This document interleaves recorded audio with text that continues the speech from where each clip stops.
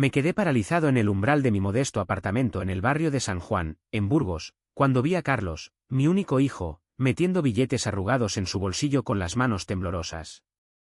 «Papá, no es lo que piensas», gritó, pero sus ojos traicioneros ya lo habían delatado todo. La pensión que tanto me costó ahorrar en mis años de viñedos y talleres mecánicos se evaporaba en sus garras.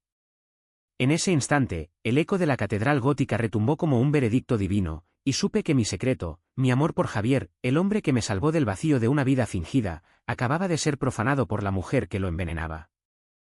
El aire de Burgos en noviembre siempre huele a castañas asadas y a humo de chimeneas antiguas, un aroma que me envuelve como un manto viejo desde que llegué aquí de joven, huyendo de las sombras de un pueblo en Soria donde ser gay era un pecado que se susurraba en las tabernas. Yo, Antonio José, 62 años a cuestas, con las manos callosas de tanto reparar motores en el taller de la Plaza de España, nunca imaginé que mi vejez sería un campo de batalla familiar. Pero allí estaba, ese atardecer de 2025, con el corazón latiéndome como un tambor flamenco en una fiesta que nadie invitó. Carlos había irrumpido en mi vida esa tarde sin avisar, como solía hacer desde que se mudó a Valladolid con esa novia suya, Elena, una mujer de lengua afilada y creencias que olían a misa rancia. «Necesito hablar contigo, papá», me dijo por teléfono, su voz ronca por el tabaco que fumaba para calmar los nervios. Pensé que era sobre el niño, mi nieto Mateo, de 13 años, ese chiquillo de ojos curiosos que heredó la terquedad de su abuelo y la dulzura de su abuela postiza, mi difunta esposa Rosa, a quien amé en silencio por conveniencia. Rosa, Dios la tenga en su gloria, sabía de Javier antes que nadie, fue ella quien me cubrió las espaldas cuando el pueblo murmuraba. Entró con una sonrisa forzada, esa que usaba en las cenas navideñas para disimular el vacío entre nosotros.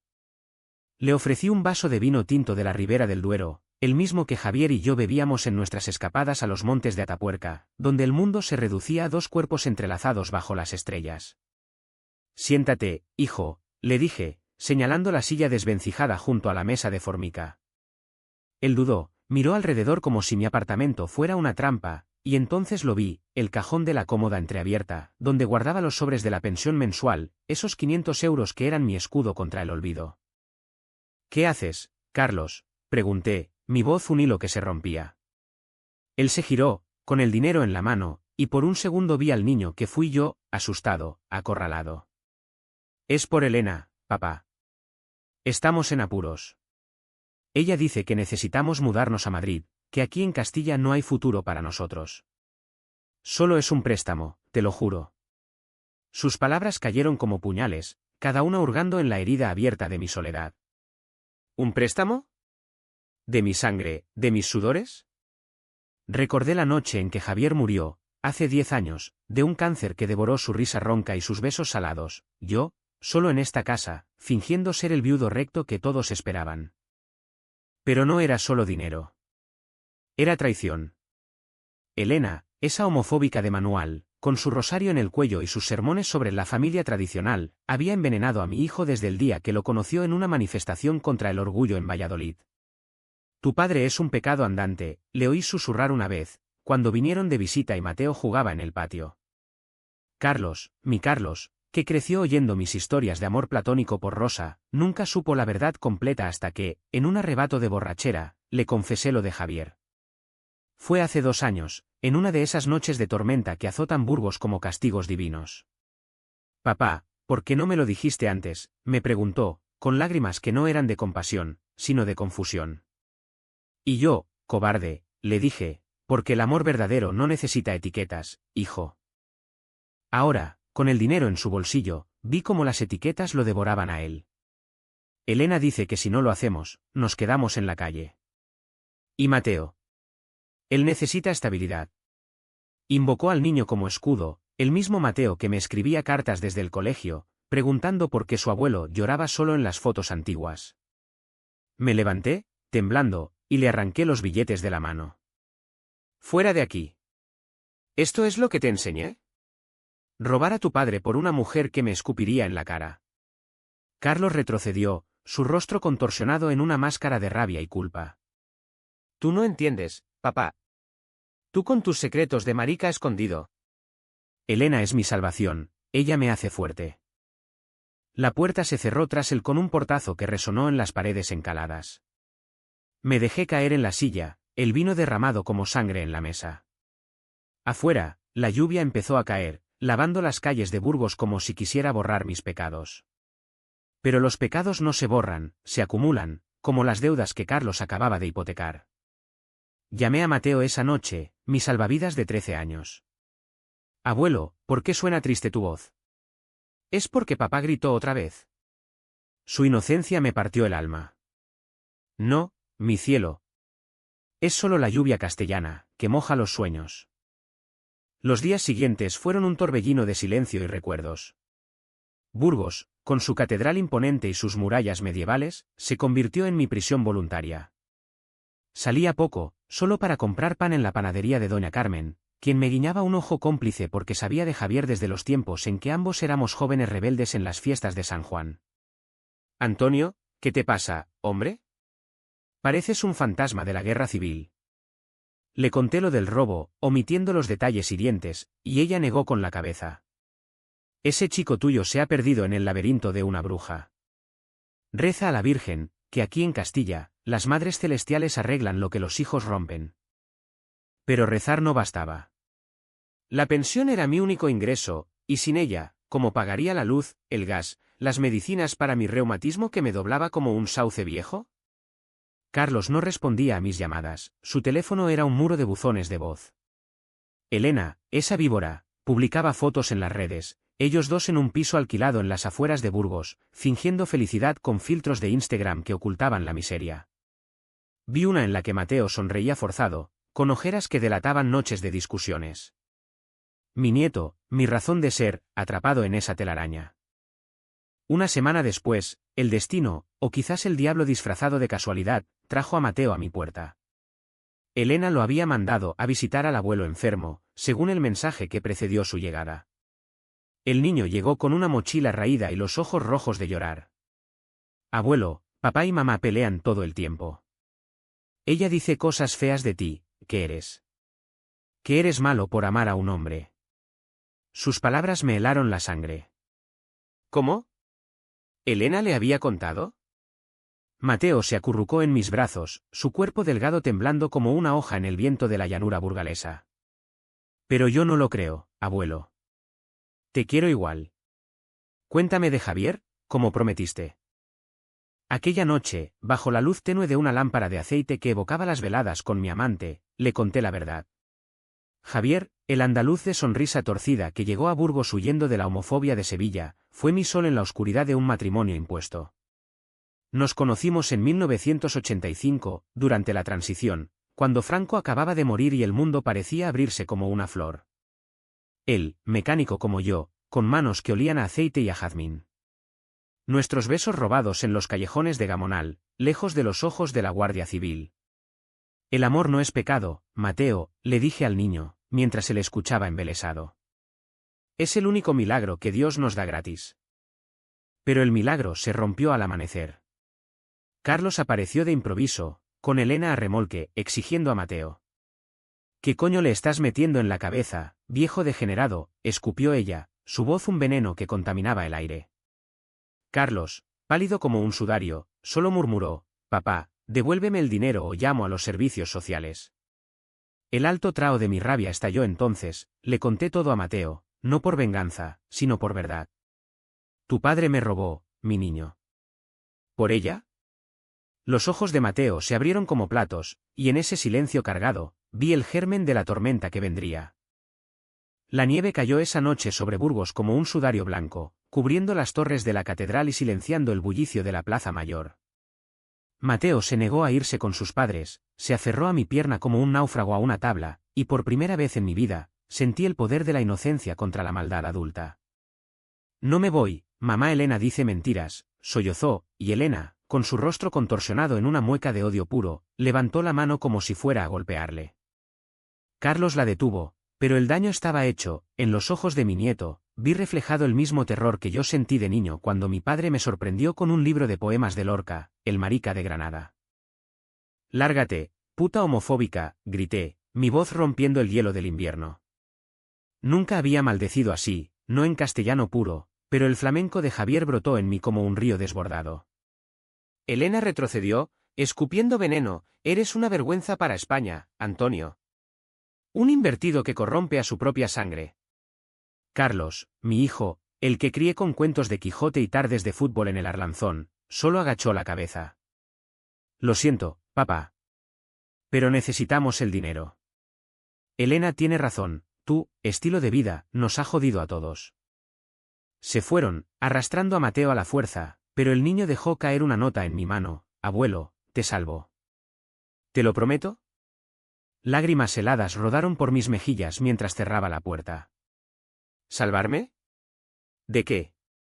¿De la pobreza que acechaba, de la soledad que Javier había mitigado con sus abrazos?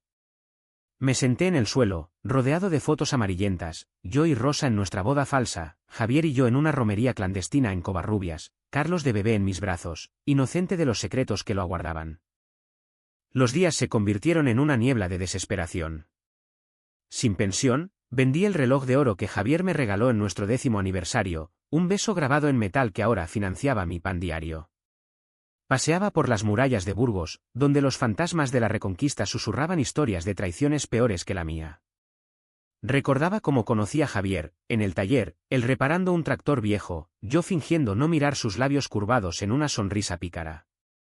Antonio José, ¿me das una mano o me das algo más?, bromeó un día, y así empezó nuestro idilio, robado a las sombras de la dictadura agonizante. Pero el pasado no paga facturas. Una mañana, el casero llamó: Antonio, o pagas o te echo a la calle como a un perro. Miré mi cuenta bancaria, vacía como mi corazón, y supe que tenía que confrontar a Carlos. Fui a su piso en Las Delicias, un barrio obrero donde el humo de las fábricas ahogaba los sueños. Elena abrió la puerta, su barriga incipiente delatando un embarazo no deseado, otro lazo que ataba a mi hijo a su yugo. ¿Qué haces aquí, maricón? ¿Vienes a pedir limosna? La empujé a un lado, mi furia un toro en la plaza de toros de Burgos. Carlos estaba en la cocina, contando billetes manchados de culpa. Papá. No terminó, le di un bofetón, el primero en 30 años. ¿Eres peor que Judas, hijo? ¿Por esto vendiste tu alma? Por una mujer que escupe en el amor que me salvó la vida. Él se tocó la mejilla, no con rabia, sino con vergüenza. Elena dice que si no lo hacemos, el bebé nacerá en la miseria. ¿Y tú? Tú nunca nos ayudaste de verdad. Escondiste a Javier como un criminal. ¿Sabes lo que fue para mí enterarme que mi padre era? ¿Eso? Sus palabras me cortaron más profundo que cualquier navaja. ¿Eso? Mi amor, reducido a un eso. Discutimos hasta que Mateo irrumpió desde su habitación, con un teléfono en la mano. Papá, detente. Llamé a la tía Carmen. Ella lo sabe todo. Doña Carmen, mi confidente, la panadera que guardaba mis secretos como rosquillas en su horno. Había hablado con ella la noche anterior, confesando el robo, y ella, práctica como solo las castellanas saben ser, prometió intervenir. Pero Mateo, mi valiente guerrero de 13 años, había ido más allá. Grabó la confesión de Elena en una conversación, sus insultos homofóbicos resonando en el altavoz como un requiem. Mira lo que dice de ti, abuelo, exclamó el niño, su voz temblando pero firme. Elena palideció, arrancándole el teléfono. Esto es chantaje, mocoso. Carlos, atónito, miró la pantalla. Dios mío, Elena, ¿cómo pudiste? El caos estalló, ella lo acusó de débil, de contaminado por la sangre de un invertido, y en un arrebato, Carlos la empujó. No fuerte, pero suficiente para que cayera, dramática como en una telenovela. Mateo corrió a mis brazos, y por un segundo, el mundo se detuvo. Salimos de allí, yo y mi nieto, caminando bajo la nieve que ahora parecía purificadora. Abuelo, ¿por qué la gente odia tanto el amor?, me preguntó Mateo, su manita en la mía. Le conté de Lorca, asesinado por ser quien era, de los miles como Javier que vivieron en las sombras. Porque el odio es el refugio de los cobardes, mi cielo. Pero tú eres luz. Esa noche, en mi apartamento, le preparé chocolate caliente con churros, y hablamos hasta el alba de sueños. Él quería ser arqueólogo en Atapuerca, desenterrando verdades enterradas, yo solo soñaba con recuperar mi dignidad. Pero el drama no acababa. Al día siguiente, Carlos llamó, su voz quebrada: papá, Elena se fue. Se llevó el dinero y al bebé en camino.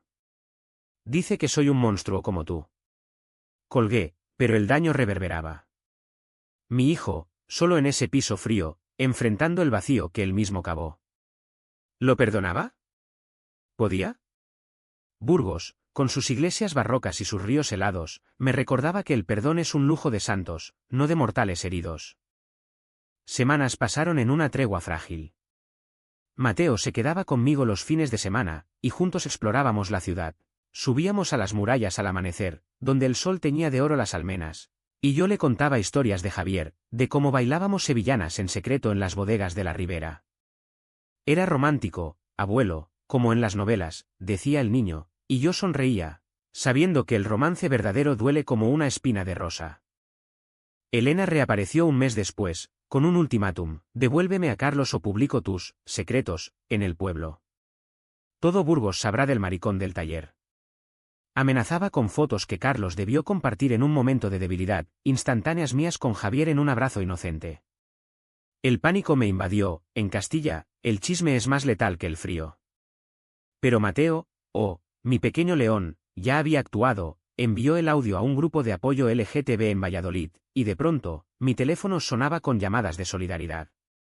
Antonio, somos hermanos en esto, decían voces anónimas. El conflicto escaló cuando Elena irrumpió en mi taller, gritando improperios ante los clientes. Ladrones de familia, pervertidos.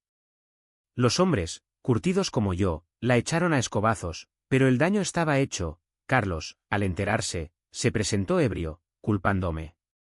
Todo por tu culpa, papá. Por tu amor de mierda. Nos enzarzamos en una pelea verbal que atrajo a la policía local, y en medio del tumulto, Mateo apareció, con un dibujo en la mano, nosotros tres, unidos bajo la catedral, con Javier como ángel guardián.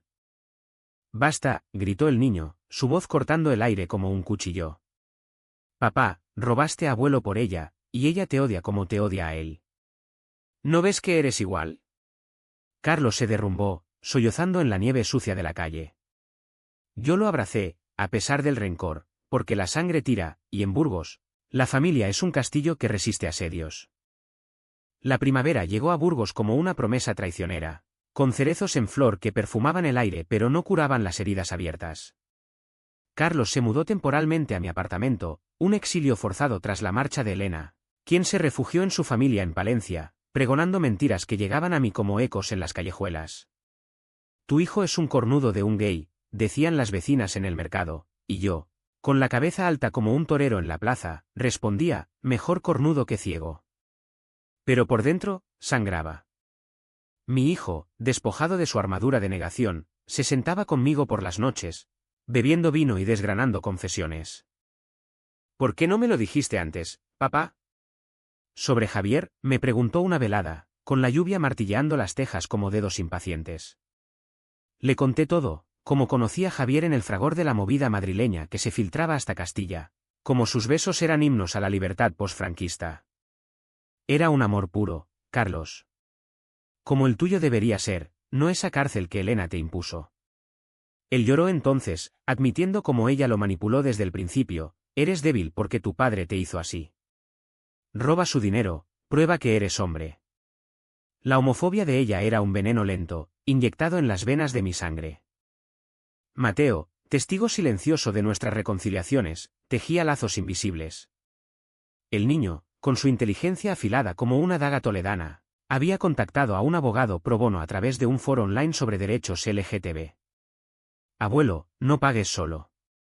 Ellos deben pagar, dijo, mostrándome correos electrónicos con evidencias del robo, transferencias bancarias, mensajes de texto donde Carlos planeaba el atraco.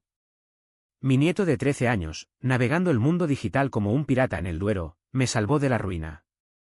Presentamos la denuncia discretamente, no por venganza, sino por justicia. En España, el robo familiar duele más que el de un extraño. Pero el verdadero conflicto estalló en Pascua, cuando Elena regresó con un vientre hinchado y un abogado propio, exigiendo manutención. Carlos debe pagar por su hijo legítimo, clamaba, ignorando que el ilegítimo en su mente era yo. Nos citaron en un juzgado de Burgos, un edificio austero con retratos de reyes que miraban con desaprobación. Allí, ante el juez, un hombre de mirada severa como las estatuas de la catedral, Elena vomitó su bilis. Antonio José es un depravado que corrompió a su hijo. Este dinero es mío por derecho. Carlos, a mi lado, temblaba. Mateo, sentado en la fila trasera, apretaba mi mano. Testifiqué primero, mi voz un río caudaloso, conté del robo, de las noches de hambre que pasé, de cómo Javier me enseñó que el amor no roba, sino que da. Señoría, mi hijo fue envenenado por el odio, pero el odio no es herencia, se aprende. Elena contraatacó con fotos manipuladas, insinuando affairs míos que nunca existieron, pintándome como un depredador. El tribunal se llenó de murmullos, y vi en los ojos del juez el eco de prejuicios castellanos antiguos. Carlos, en su turno, se quebró. Lo hice por miedo, señoría. Elena me dijo que mi padre era el diablo, que su pecado nos maldecía. Pero ahora veo, el pecado fue mío, robar a quien me dio la vida. El clímax llegó cuando Mateo se levantó, sin permiso, y entregó al juez el pendrive con las grabaciones. Señor, escuche esto. Es mi mamá diciendo que los gays van al infierno. Y mi papá robando por ella. El audio resonó en la sala, las palabras de Elena como latigazos, esos maricones merecen pudrirse. El juez palideció, y Elena gritó, acusando al niño de mentiroso. Pero Mateo, con la dignidad de un pequeño Cid, la miró fijo, mientes tú, porque el abuelo me salvó de tus gritos. Él y Javier eran felices, tú solo haces daño. El veredicto fue un rayo de justicia. Carlos debía devolver el dinero en cuotas. Elena perdía derechos de visita por difamación, y se ordenaba terapia familiar. Salimos del juzgado bajo un sol primaveral, pero la victoria sabía a ceniza. Carlos abrazó a Mateo, sollozando, perdóname, hijo. Fui un cobarde. Yo los observé, mi corazón un nudo de emociones, rabia por la traición, piedad por el arrepentimiento, amor por el lazo que resistía. Sin embargo, la reconciliación no fue lineal. Elena, en un acto de venganza pura, filtró las fotos a un tabloide local, El Eco de Burgos, con titulares sensacionalistas: escándalo gay en familia tradicional, abuelo corrompe a nieto. El pueblo estalló en chismes, clientes abandonaron mi taller, vecinas me miraban de reojo en la catedral durante la misa dominical. Me convertí en el paria moderno, un Lorca renacido en Castilla. Carlos, avergonzado, se ofreció a irse. Papá, no mereces esto por mi culpa. Pero yo, endurecido por años de silencio, le dije, quédate. El odio de otros no nos define, nuestro amor, sí. Mateo, mi ancla, organizó una fiesta de la verdad, invitó a doña Carmen y a viejos amigos del taller, y bajo las luces de mi apartamento, proyectamos fotos de Javier. Era mi abuelo del corazón, dijo el niño, y Carlos, por primera vez, sonrió ante una imagen nuestra. Yo y Javier en una romería, manos entrelazadas en secreto. Era guapo, papá. Como tú. Aquella noche, bailamos flamenco torpe en la sala, un ritual andaluz en tierra castellana. Y sentí el fantasma de Javier susurrando, amor mío, has ganado. Pero el drama se profundizó cuando Elena dio a luz prematuramente. Un niño sano que Carlos vio solo una vez antes de que ella lo negara. Es por tu sangre impura, le escribió en un mensaje que él me mostró, lágrimas en los ojos. Mi hijo, destrozado, cuestionó todo, soy como ella, papá. ¿Un monstruo? Le hablé entonces de mis propios demonios, como fingí con Rosa por miedo, como el secreto me carcomió hasta que Javier me liberó. El monstruo es el que odia, no el que ama diferente. Tú elegiste robar, pero puedes elegir redimirte. El verano trajo un respiro, con fiestas en las calles de Burgos donde el vino fluía como el Arlanzón. Mateo y yo fuimos al Orgullo de Valladolid, Carlos reacio pero siguiéndonos. Allí, bajo banderas arcoíris que ondeaban como estandartes medievales, mi hijo vio por primera vez comunidades unidas, no en vergüenza, sino en orgullo. Papá, Javier estaría orgulloso, me dijo, y por un instante, el pasado y el presente se fundieron en un abrazo. El otoño pintó Burgos de ocres y rojos, como un lienzo de Goya donde la luz y la sombra bailan en eterna contradicción. Habían pasado meses desde el juicio, y la devolución del dinero llegaba gota a gota, suficiente para pagar mis deudas pero no para sanar las grietas en el alma. Carlos trabajaba doble turno en una fábrica de vidrios, sus manos, herencia mía, manchadas de esfuerzo redentor. Mateo, ahora un adolescente con barba incipiente, soñaba con universidades en Madrid, pero juraba volver para proteger a los abuelos como yo. Elena, desterrada en su amargura, demandó nuevamente por custodia exclusiva, alegando que Carlos estaba influenciado por degenerados. La confrontación final llegó en una noche de tormenta, cuando un rayo partió un roble centenario en el parque de la isla. Carlos recibió una llamada. Elena, en el hospital con el bebé enfermo, lo culpaba a él, a mí, a la maldición gay. Corrimos los tres, bajo la lluvia que azotaba como lágrimas divinas, al Hospital Santiago Apóstol. Allí, en una sala esterilizada que olía a desinfectante y desesperación, la encontramos, pálida, con el niño en brazos, un prematuro frágil como cristal de la ribera. Tú hiciste esto, siseó ella al verme. Tu veneno envenenó a mi hijo. Carlos, exhausto, se acercó al bebé, su rostro una máscara de anhelo paternal. Elena, basta. Somos padres, no enemigos. Pero ella, en su delirio de odio, reveló el secreto que había guardado. Lo supe desde el principio, Carlos. Tu padre no solo era marica, abortó un embarazo con Rosa para jugar con hombres. Mentira vil, nacida de rumores que yo nunca alimenté. Rosa perdió al bebé por una caída accidental, un dolor que nos unió en silencio. El escándalo estalló en la sala, enfermeras llamaron a seguridad, pero antes, Mateo intervino una vez más. ¿Mientes? Abuela Rosa me lo contó todo antes de morir, fue un accidente, y el abuelo la amó hasta el final. El niño, con un viejo diario de Rosa en la mano, que yo le había dado para entender la familia, leyó pasajes de amor verdadero, de cómo ella bendijo mi lazo con Javier. Elena se desmoronó, sollozando no por culpa, sino por derrota. Odio lo que representas, Antonio. Rompiste el orden. En ese caos, Carlos tomó al bebé en brazos por primera vez, y algo se rompió en él, el muro de negación. Elena, nuestro hijo no crecerá en odio. Si no cambias, me voy con mi familia de verdad. Ella, acorralada, murmuró un lo intentaré, pero sus ojos seguían nublados. Salimos del hospital al alba, con el niño temporalmente a nuestro cuidado, y Burgos nos recibió con un sol tímido que disipaba las nubes. Los meses siguientes fueron de curación lenta, como el vino que madura en bodegas profundas. Carlos se unió a un grupo de apoyo para hijos de padres LGTB, enfrentando su propia homofobia internalizada. Papá, siento haberte robado. Fue miedo a ser como tú, libre.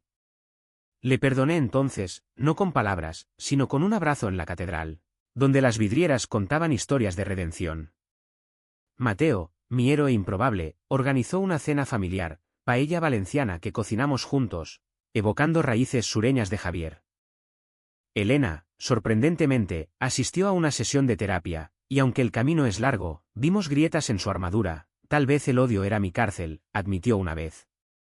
No fue un final de cuento de hadas, la vida en Castilla es dura, con inviernos que congelan almas. Pero fue humanitario, aprendimos que el amor, gay o hétero, traiciona y redime por igual. Carlos recuperó su paternidad compartida, y el dinero robado se convirtió en un fondo para la educación de Mateo y el nuevo nieto. Una tarde de diciembre, volvimos al lugar del robo, mi apartamento, ahora adornado con fotos de Javier al lado de Rosa. Abuelo, ¿estás feliz?, me preguntó Mateo, mientras jugaba con su hermano. Miré a Carlos, que sonreía genuino por primera vez en años. Más que nunca, mi cielo. Porque el amor, al final, obliga a pagar, con verdad, con perdón, con vida. Y así, en las calles empedradas de Burgos, bajo la sombra eterna de la catedral, mi familia renació. No perfecta, pero real. Javier, desde donde quiera que velara, aprobaría, el robo se pagó, pero el corazón, ese, se multiplicó.